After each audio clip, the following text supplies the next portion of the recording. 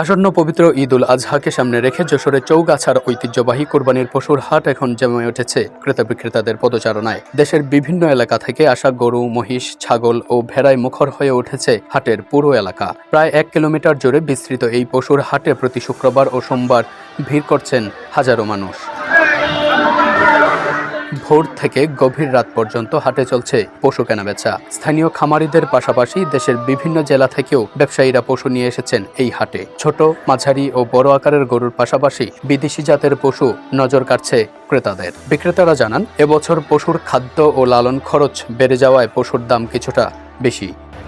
গরুর দাম অনেকটাই বেশি, কিন্তু ক্রেতা সব বাইরের ব্যাপারে বেশি ঢুকছে। লাল গরুর সংখ্যা দ্রুত বিক্রি হয়ে যাচ্ছে। তবে ঈদ যত ঘনিয়ে আসছে ক্রেতার সংখ্যাও তত বাড়ছে। অনেকেই পরিবার নিয়ে হাটে এসে পছন্দের পশু কিনছেন।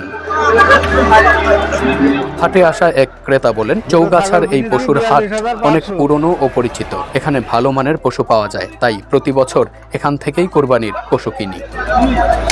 অন্যদিকে খামারিরা বলছেন, সারা বছরের পরিশ্রমের ফল বিক্রির আশায় তারা হাটে এসেছেন। ভালো দাম পেলে কিছুটা লাভের মুখ দেখবেন বলে আশা করছেন তারা।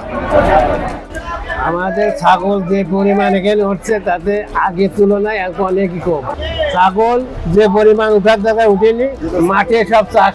এই জন্য মনে হয় সামনে শুক্রবার থেকে আমাদের মনে হয় এখানে ছাগল বেশি উঠবে, এটা আমাদের ধারণা।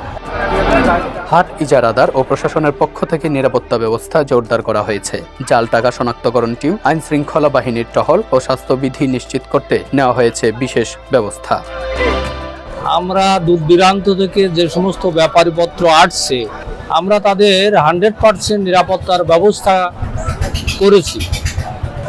আমরা যারা হাট মালিক বৃন্দ আছি, বিশেষ করে আমাদের দাদা গোবিন্দ মেম্বার, উনি আমাদের নেতৃত্বে আছে। ওনার নেতৃত্বে আমরা সার্বিক ব্যবস্থা করেছি।